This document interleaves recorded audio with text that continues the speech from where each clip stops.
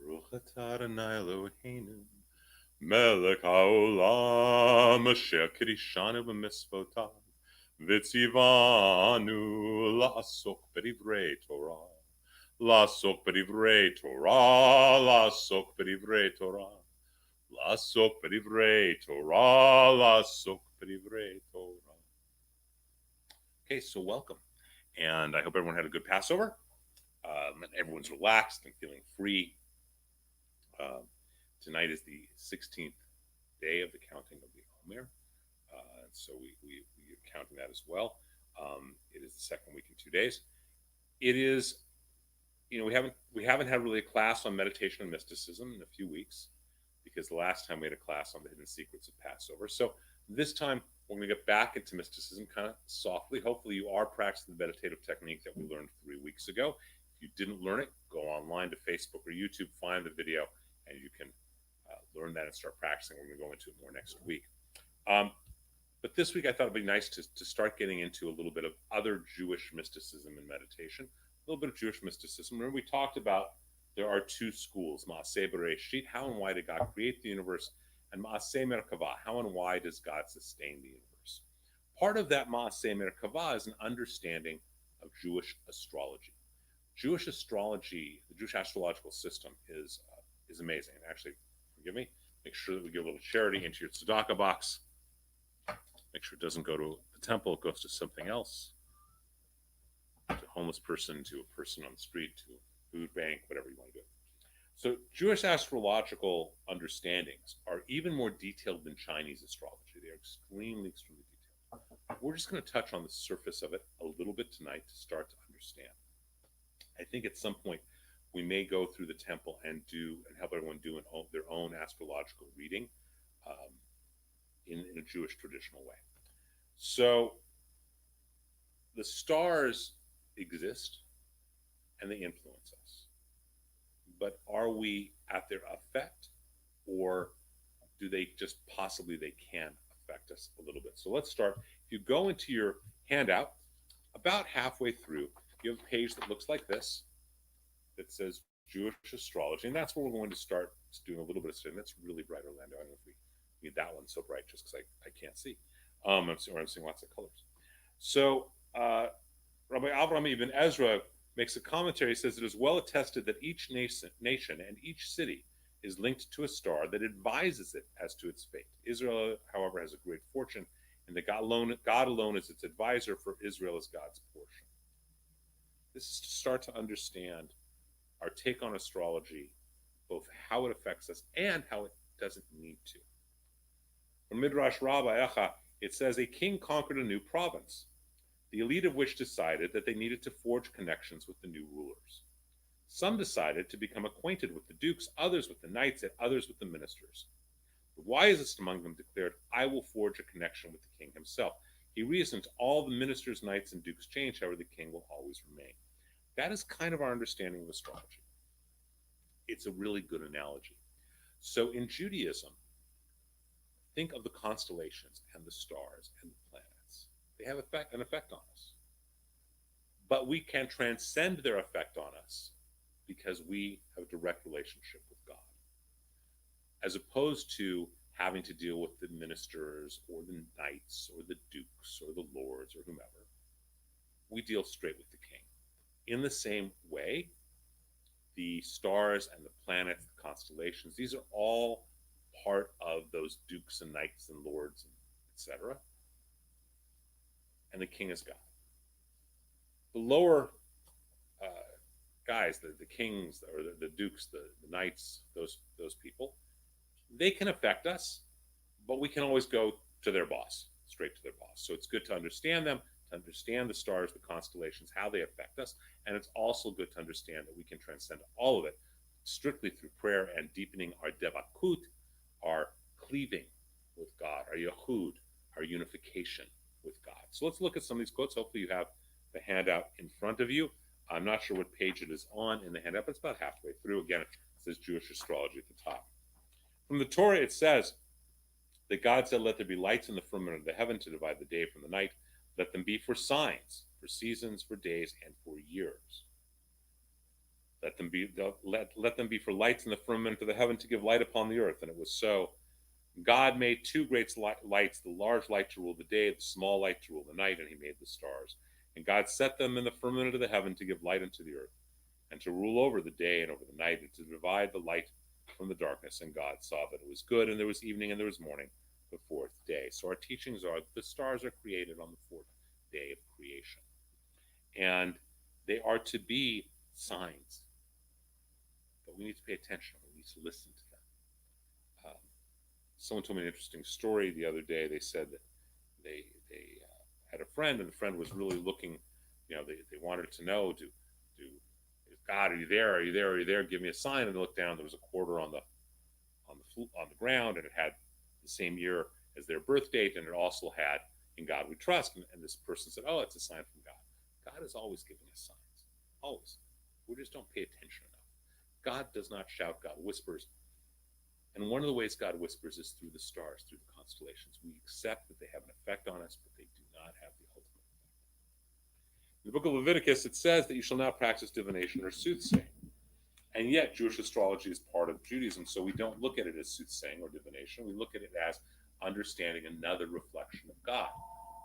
It's just another aspect of divinity that we're trying to understand at a deeper and deeper level.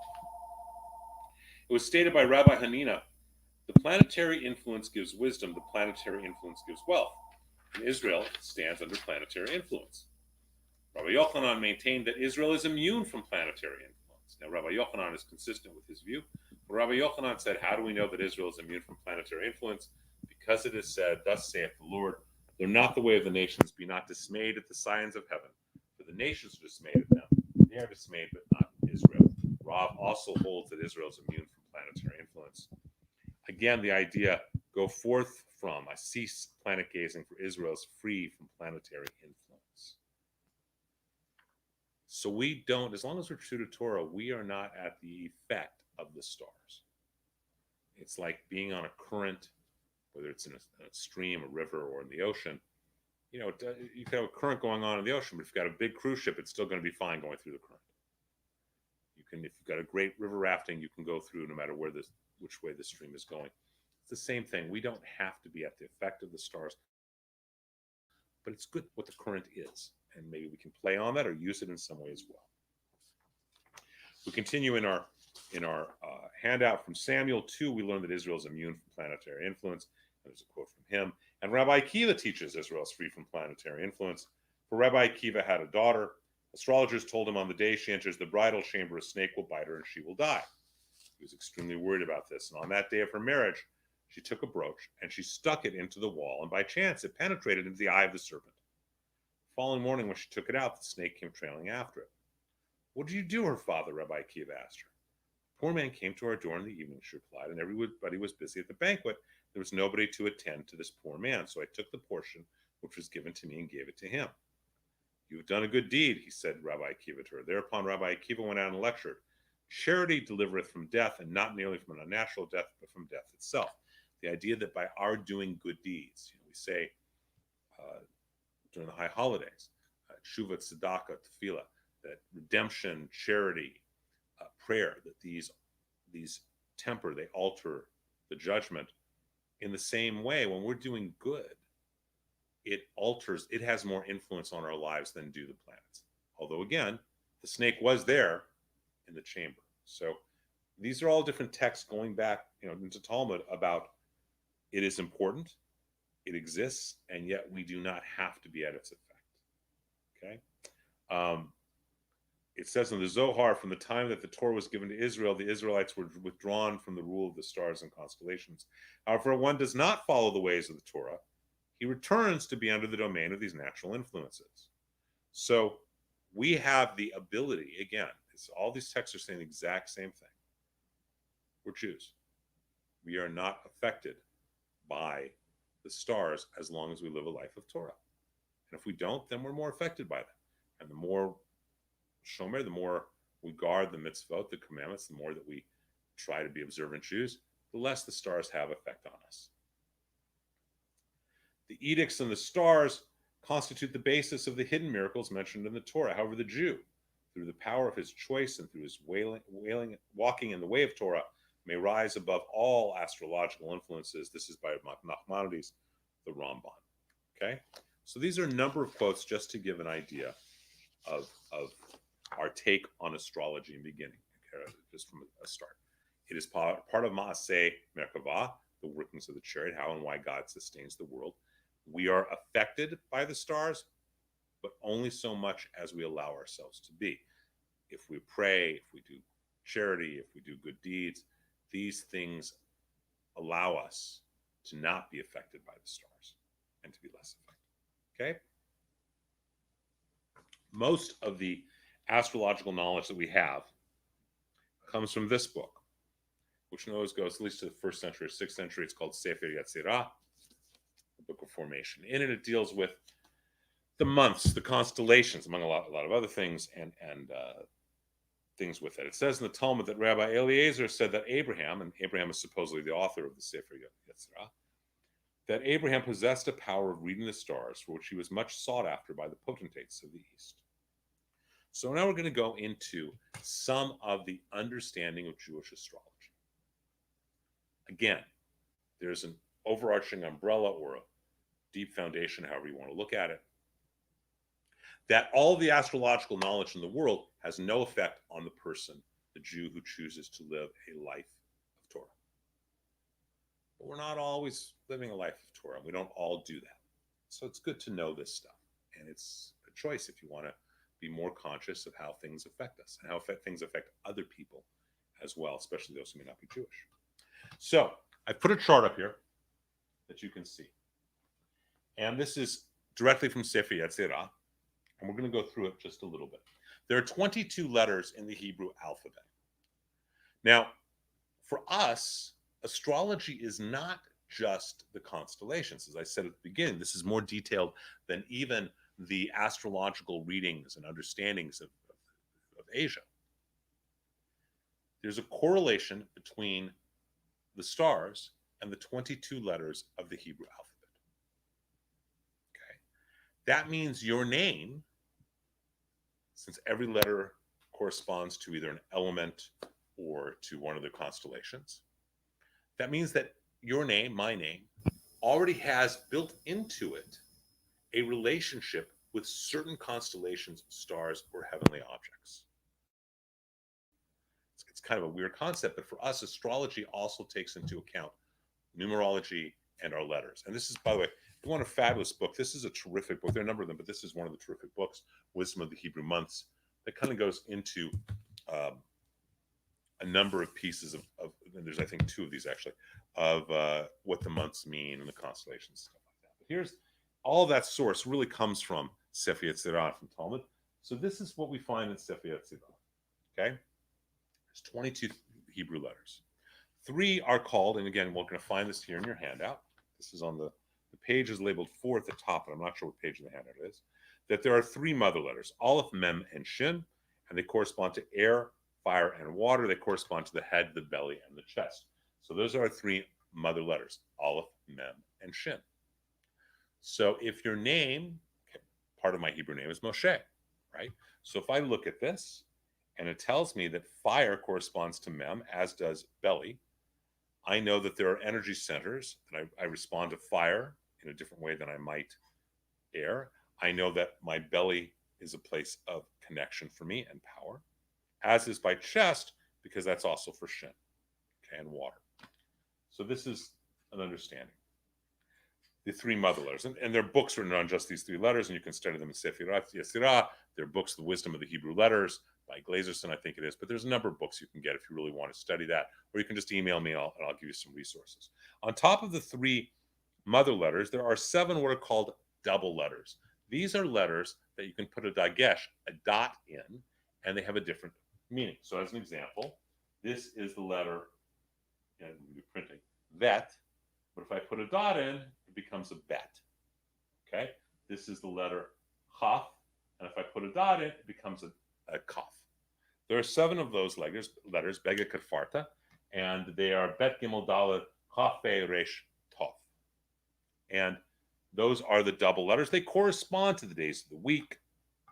They correspond to the planets of Saturn, Jupiter, Mars, Sun, Venus, Mercury, and the Moon. They correspond to the 7 gateways of the soul, different things like that. Okay, they correspond to the 7 directions, up, down, east, west, north, south, and the place in the center that supports them all. Again, this is all from Sefer Yetzirah. This is, I know I'm going very quickly, and you can always email me at rabbi@nersimcha.org for more details on any of these things or questions that arise. But the idea is to give you an idea of how detailed our systems are of understanding Maaseh Merkavah, how God sustains the universe. Now remember, there's 22 letters in the Hebrew alphabet. We've had 3 mother letters, 7 double letters. That leaves us with 12 letters left. They are called the 12 elemental letters. And they are listed here as He, Vav, Zayin, Chet, Tet, Yod, Lamed, Nun, Samach, Ayin, Sadi, and Kuf. And each of them correspond to a different Hebrew month. Each of them correspond to a different constellation and to a different quality in life. So let's just take as an example, we're going to take the idea, since we just, Nisan, the month of Nisan which is the time of, in normal astrology, they would call it the time of Aries. We have our own Hebrew name for it as well. We call it Tala, but Nisan corresponds to the letter He, to the animal of the ram, to the right foot, and to the quality of speech. So if you were born in the month of Nisan, there is a strength in your right foot, or weakness, potentially a strength in speech or weakness, the letter He, etc. But it works backwards too. If the letter He is in your name, then that too means that you have a relationship to the month of Nisan, even if you were born in an entirely different month. You could have been born in fall, but if you have a He in your name, you have a relationship to that. And it goes on through each of these. The Vav corresponds to the bull or Taurus, to the month of Iyar, to thought, to the right kidney. We can go through, we can come down to Aquarius, which is in Shvat, in the summertime, the water drawer, the taste, etc. I'm sorry, not the summertime, forgive me, it's February-ish, and so on. And Adar, the time of Purim, is the same time of the month of Pisces, laughter, the spleen, the letter Kuf, etc. So think about this for a minute, okay? If I want to understand a date, I can look at it from the perspective of the date. I can look at it from the perspective of the letters it equates to. I can look at it from the perspective of the qualities that it equates to, speech, thought, etc. And I need to overlay all of those wheels onto each other. It's complicated, I know. And it takes years of study. And it takes decades of study to really be a master of this. Rabbi Shlomo Schwartz of blessed memory, Schwartz used to do astrological readings in Venice to get people to start coming to the temple. He would just meet these hippies in Venice and he'd say, let me give you an Jewish astrological reading. I'm going to give them a reading and say, come to our shul. Maybe we should do that first. But so I can look at things from the month. I can also look at things from the letter. I can also look at things from a portion of the body. Example. If someone's having some issues that are liver-based, well, we know that relates to anger, to the month of Tevet, which is during the constellation of Capricorn, and the letter Ayin. So by using that letter Ayin, I can help put into balance the liver. By tempering my anger, being more aware of the baby goat, I can temper and put in balance my liver. So for us, Jewish astrology isn't just to say, oh, you're going to have wealth this year, you're going to have 3 kids, 17 grandchildren, and whatever else. No, it's not about doing divination. It's about understanding ourselves and the universe at a deeper level. It's about recognizing that my body, my spirit, the qualities of my life, speech, thought, action, etc., laughter, anger, the body parts I have, my feet, my hands, my kidney, my spleen, my gallbladder, my sexual drive, that's coition in the month of Tishrei. All of those things are interrelated. And I think this is one of the big concepts we need to kind of start reframing and understanding in Jewish mysticism. Unfortunately, what has happened in the last 30 years or so is people have become entranced with the idea of Kabbalah, Jewish mysticism. And they've taken it and said, this is mystical, and then this is normative Judaism. Nothing could be farther from the truth.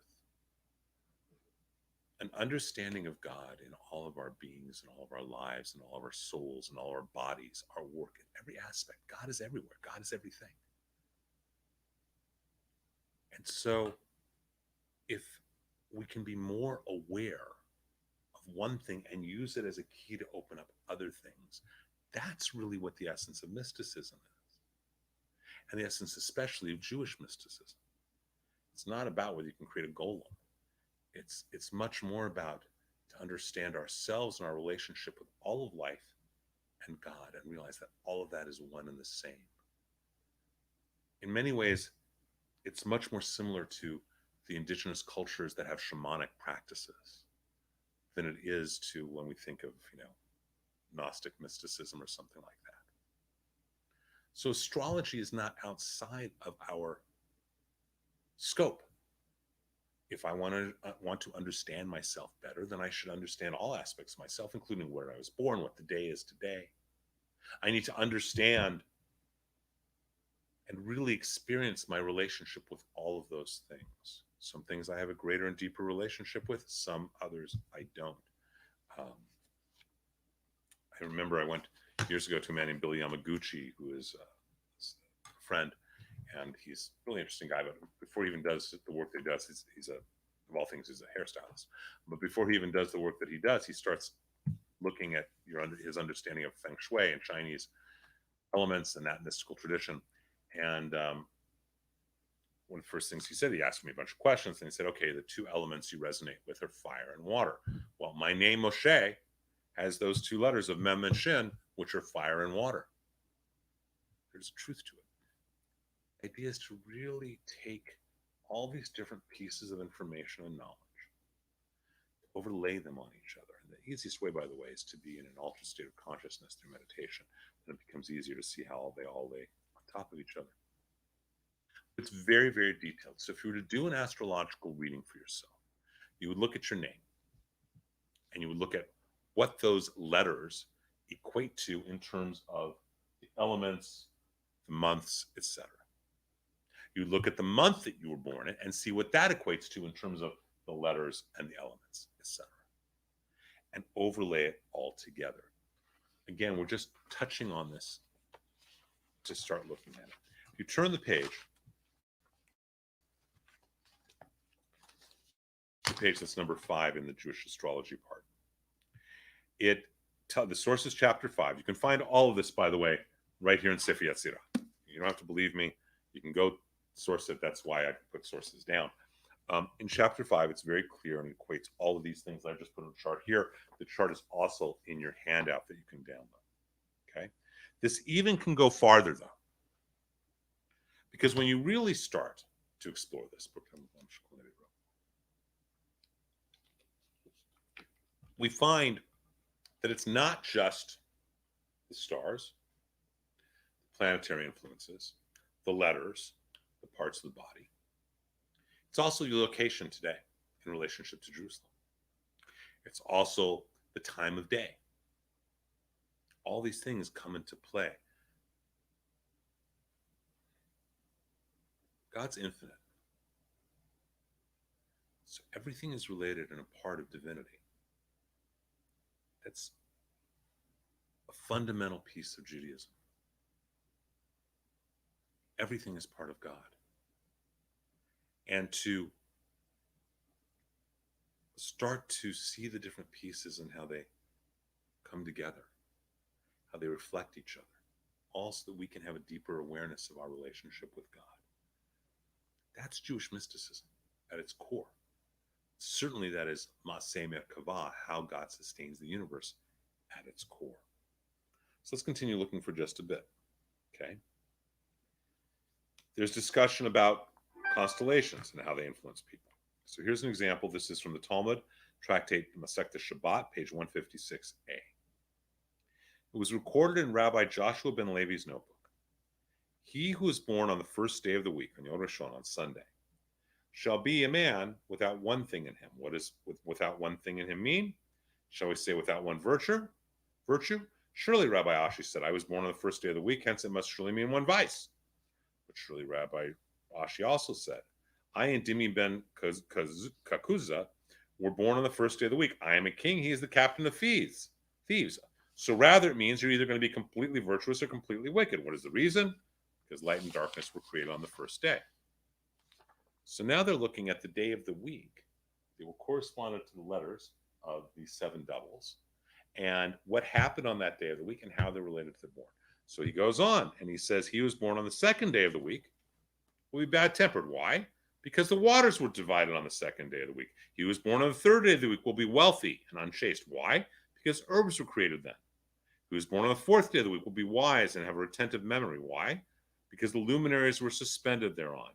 He was born on the fifth day of the week will practice benevolence. Why? Because the fishes and birds were created then on. He was born on the eve of the Sabbath on Friday will be a seeker. Rabbi Nachum ben Isaac commented, a seeker after good deeds. He who was born on the Sabbath will die on the Sabbath, because the great day of the Sabbath was desecrated on the account of his birth. Rabbah, son of Rabbi Shila, observed, and he should be called a great and holy man. So here are sages going back all the way to Talmud, are not only discussing constellations, they're not talking the day of the week. Most of us know our birthday. Many of us know the constellation we were born under. How many of us know what day of the week we were born on, or what time? How many of us know what qualities that equates to? Do we need to be more conscious of our passion or our anger, or do we need to be more conscious of our laughter? Where do we naturally flow? Those are all important things to understand and a part of Maaseh Merkavah, how God sustains the universe and how we can see this. Rabbi Hanina said to them, go ahead and tell the son of Levi, not the constellation of the day, but that of the hour is actually the determining influence. He who is born under the constellation of the sun will be a distinguished man. He will eat and drink of his own, and his secrets will lie uncovered. If he's a thief, he'll have no success.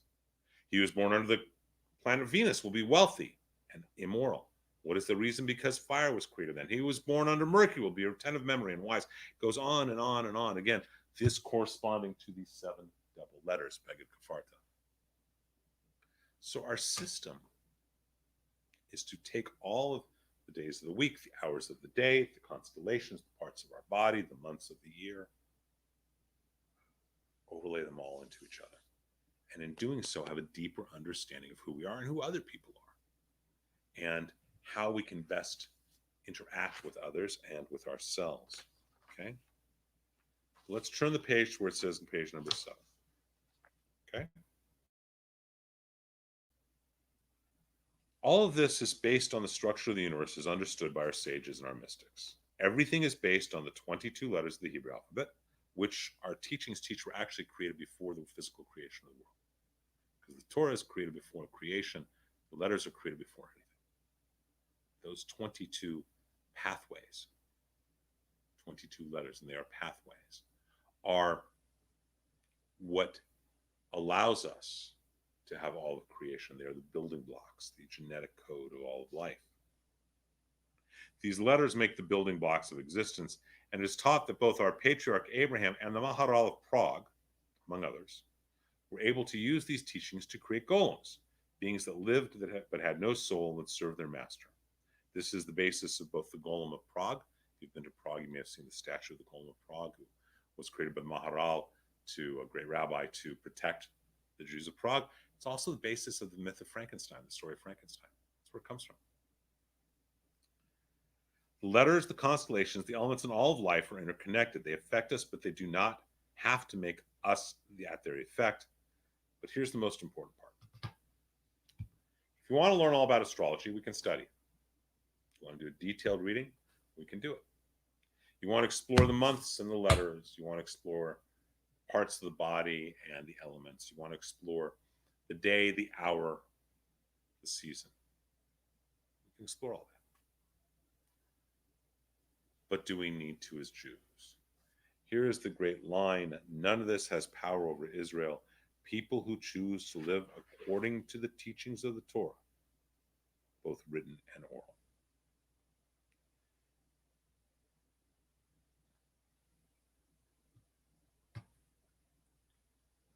all of this, someone says Mercury, I heard this a lot in the 90s and the 80s. Someone say, oh, communication is going to be bad for the next 3 weeks. Mercury's in retrograde. I look at them and say, what are you talking about? I say, oh, Mercury's going, it looks like it's going backwards. And maybe that can affect people and it can affect them. But the point is, if we're getting up and saying Modeh Ani in the morning, blessing when we wake up, if we're saying the Shema before we go to sleep, if we're keeping ourselves clean, if we're not eating treif, if we are living a life based on the principles of Torah, constellations have no effect on us. And Mercury can go in retrograde whenever it wants, and it's not going to affect our communication. I mean, I remember people were always blaming bad communication. Nothing good was going to happen because Mercury was in retrograde. It seemed like Mercury went into retrograde every month and a half. It's craziness.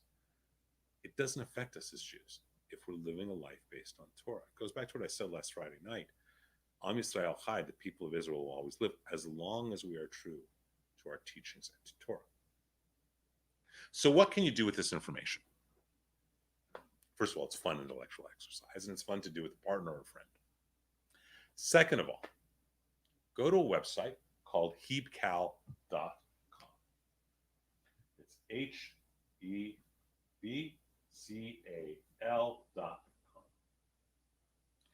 It is a calendar website. Punch in your date of birth, and it will tell you what the Hebrew date was. And then correspond that Hebrew date to this chart that's up here, or more specifically, you can download it from our website. It's there on Facebook and YouTube as well, I think, in terms of being able to download the document. And look at this chart that has already been created for you right here. It's on page, I was looking at the light, on page 5 of the Jewish astrology part, right there. And start to explore every letter of your name, your Hebrew name, and what it means in terms of constellations, body parts, etc. Explore every constellation and what it means in terms of letters, etc., and body parts, etc. And then see how you can create a balance. You find that you were born in the month of Nisan, which is the right foot and speech. Well, then in the month of Sivan, you'll be more balanced because that's the left foot and motion. So the month of Sivan might be a good time, if you want to let the stars affect you, to be balanced in your words and your actions. It's an example of how we might use this type of astrological reading. It must include, though, it must include the letters. Otherwise, it's not connected, and the letters are the basis of everything. The next week, what we're going to do is spend some time studying the idea of the 22 pathways and the 10 Sefirot. But I think it's worth looking at Jewish astrology and just taking a look and, at least know, what is your sign in Judaism? What is your letter in Judaism? What is the quality in Judaism? Okay. Is it really a quality of speech or laughter, anger or hearing? What is the quality that really is one of your root places? And not just based on the month, but also based on your name, your full name. Okay? One of the things to look at as an example is every Kohen, one descended from Aaron, already is it's already relating to the Kaf is part of Bekafarta, but is relating to the Hay, the month of Nisan, and is relating to the Nun, the month of Cheshvan. It's the time of Passover and the time of Hanukkah. Automatically, there's a relationship for every Kohen to that. There's an automatic relationship for every Levi in both the month of Tishrei and in the month of Elul, the month right before, and the month of high holidays. What is your full name in Hebrew? Take the time if you want and explore it. It's fun. And you might find a lot of insights into yourself. And you might realize, there are some months that are really fortuitous for me, for relationships or for business or for whatever it might be. And you look back in your life and you say, that was always really a good time for me. And maybe that's why. So I want to leave us with that, just because we haven't been around for a few weeks. This is a way of introducing. I'd like to encourage everyone, because you're going to need it next week when we have class, to have done the triangle breathing. If you don't know the technique, go back to last class 3 weeks ago. To have been doing that 12 minutes a day. So we're going to start combining this stuff next week. And I really want to, I know everyone's been on vacation and spring break and excited because they're not quarantined today or restaurants are open, whatever it may be. Take the time, make sure this next week you meditate 12 minutes a day with that triangle breath, that Magen David that we talked about.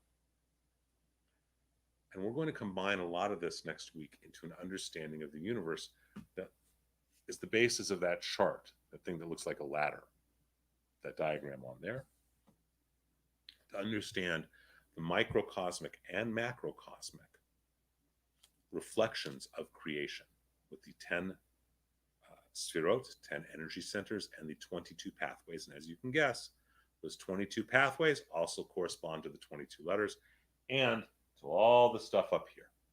So I want to say thank you for being good. I know tonight was short, but I want to, it's a lot of material. If you want to explore doing a reading together and really exploring it, email me at rabbinersimcha.org and I will help you start that process of doing a reading of yourself or someone else in your family, whatever else might be, and looking at names and how names affect things and constellations and all that. But remember the most important piece in all of this. The tribe of Israel, as Jews, we are not at the effect of the stars as long as we live a life of Torah. We can be at the effect or not. We should know the effect of the stars either way. We should know how the universe works and the currents of the universe. That is the essence of Ma'aseh Merkavah, how God and why God sustains the universe and being close and cleaving with Hashem in that way, cleaving with God. So thank you for being kind to me. Let me open up this discussion of Jewish astrology. Most people don't realize it's part of our tradition going back thousands of years. And again, if you have any questions on it, just email me. And I hope to see you this Wednesday at Talmud and Tobacco. The topic is angels and demons at services. And if nothing else, the next week, again, please, please, please practice. Just take 12 minutes out of your day every day and practice that triangle breathing. And we'll talk next week. And again, thank you for being kind.